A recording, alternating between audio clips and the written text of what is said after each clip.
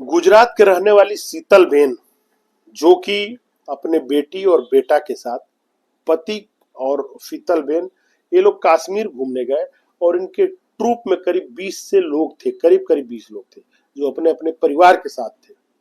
ये सारे लोग जब कश्मीर के पहलगाम के उस वेस्टर्न घाटी में, जिसको कश्मीर नहीं पूरे विश्व का मिनी स्विट्जरलैंड बोला जाता है, कश्मीर का स्विट्जरलैंड बोला जाता है, भारत का स्विट्जरलैंड बोला जाता है, और उस खुशनसीब और उस अच्छी वादी में करीब 2:25 पे हल्का हल्का मौसम सही था, धूप थी, और उस जगह पे एक कपल एक दुकान के सामने बैठ के हंसी ठिठोली कर रही थी।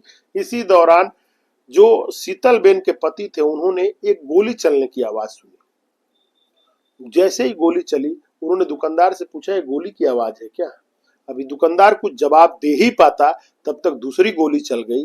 तब शीतलबेन के जो पति थे, जिनका नाम था संतोष कलथिया, उन्होंने कहा, ये गोली चलने की आवाज है, हम लोग को सतर्क हो जाना चाहिए। तो उनकी पत्नी जो शीतलबेन थी, वह बोली कि यहाँ पे गोली क्यों चल रहा है, कारण क्या है? अभी ये बातें हो ही रही थी, एक दूसरे के भावनाओं को जानने की कोशिश की जा रही थी।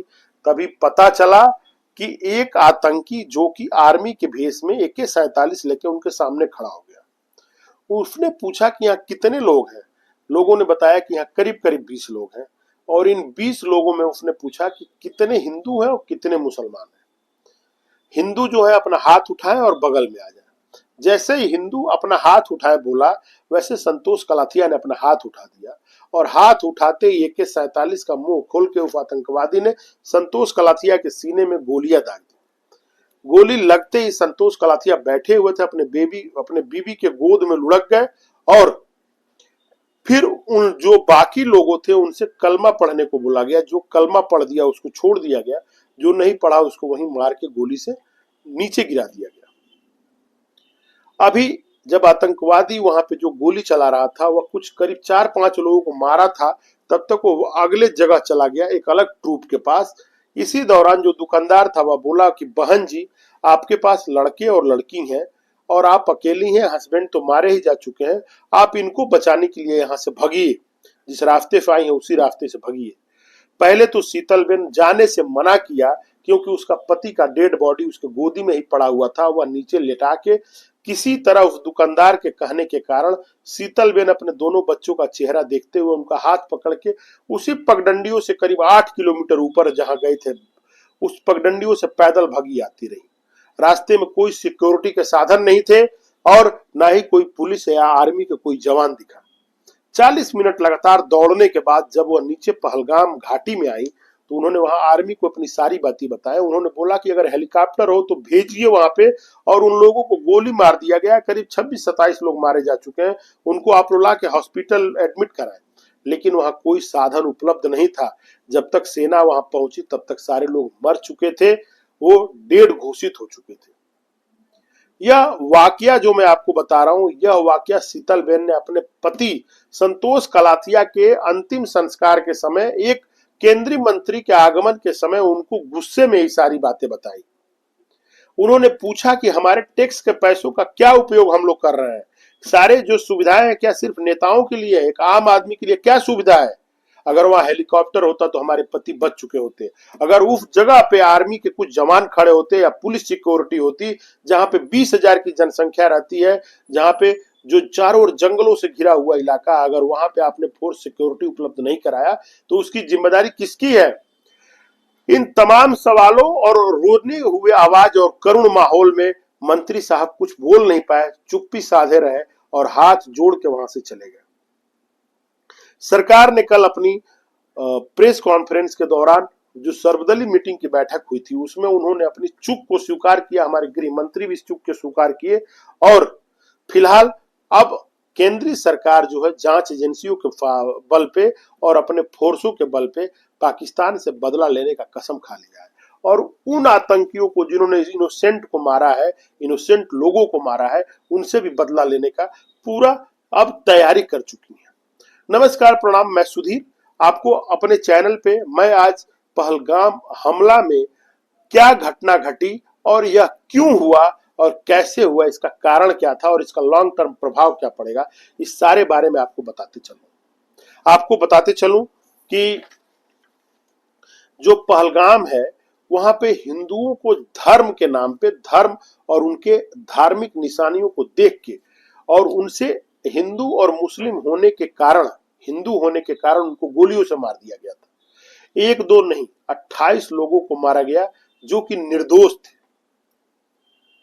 कारण उनको मारने वाले जो भी लोग थे वह कुछ कश्मीरी थे और कुछ पाकिस्तानी थे, लेकिन जो कश्मीर के थे वह पाकिस्तान से ट्रेनिंग लेकर आए थे। जब जांच एजेंसियां जांच चालू की तो पता चला कि यहाँ के करीब करीब 6 से 7 आतंकवादी इंगेज्ड थे इस घटना के दौरान। उन सारे आतंकवादियों को घरों को ब्लास्ट से और बुलडोजर के द्वारा तोड़ दिया गया। इनमें से कुछ प्रमुख 6 नाम है जो मैं आपको बताने जा रहा हूं। सोफिया से आतंकी शाहिद कुटी का घर तोड़ दिया गया।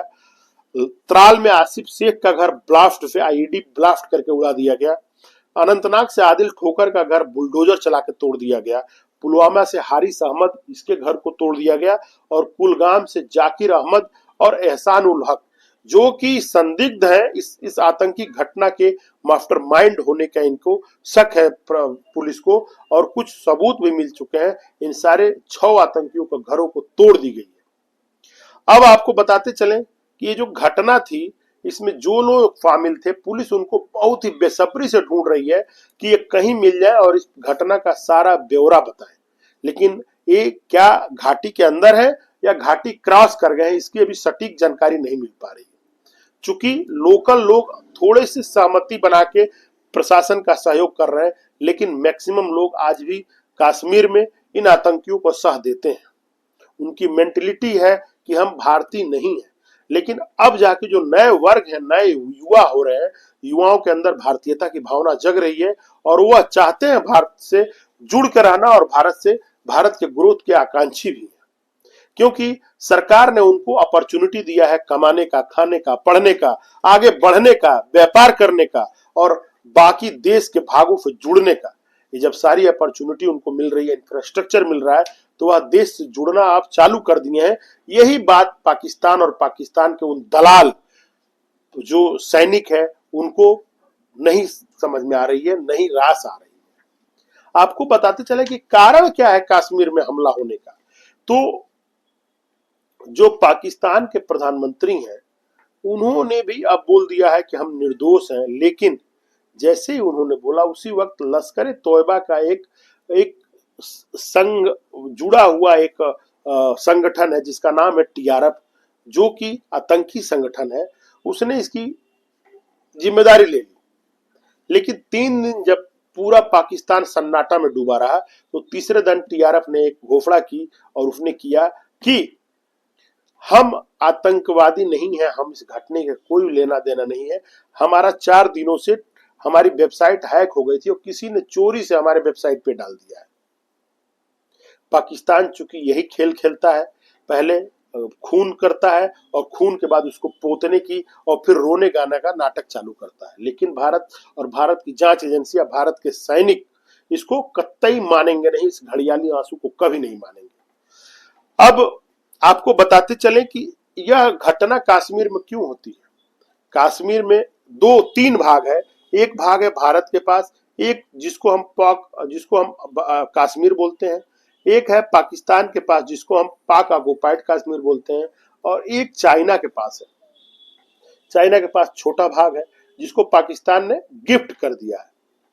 अब आपको बताते चले जो पाक ऑक्युपाइड कश्मीर है वहां पे आतंकियों का कैंप है और वहां पे कश्मीर से रिलेटेड कई सारे दिवस मनाए जाते हैं और लोगों को जागरूक किया जाता है, लोगों को भड़काया जाता है कश्मीर के लिए कि कश्मीर के नाम पे हम एक होकर कश्मीर को अपने मिलाने की कोशिश करेंगे। इसमें से कुछ दिवस है जो मैं आपको बताने जा रहा हूं। जैसे 19 जनवरी को जम्मू एंड कश्मीर पलायन दिवस मनाया जाता है। 5 फरवरी को कश्मीर एकजुटता दिवस मनाते हैं। 13 फरवरी को शहीद दिवस मनाते हैं।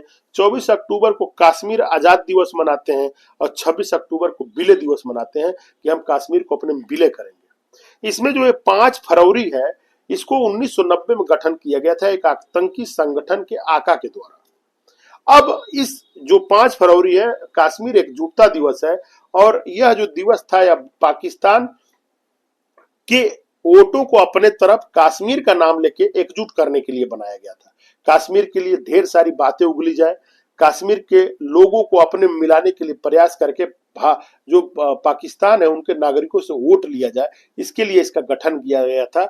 और अभी जो लास्ट वाला इस दिवस को मनाई गई है, जो कि 5 फरवरी 2025 को मनाई गई है, तो रावलकोट सहित करीब करीब 10 और 6 जगहों पे मनाई गई जो पाक ऑक्युपाइड कश्मीर में ही पड़ती हैं। इन जगहों में पाकिस्तान के प्रधानमंत्री से लेके सेना अध्यक्ष से लेके और जितने आतंकी हैं वो सारे जुटते हैं और जुट के भारत के खिलाफ आग उगलते हैं, लोगों को बरगलाते हैं।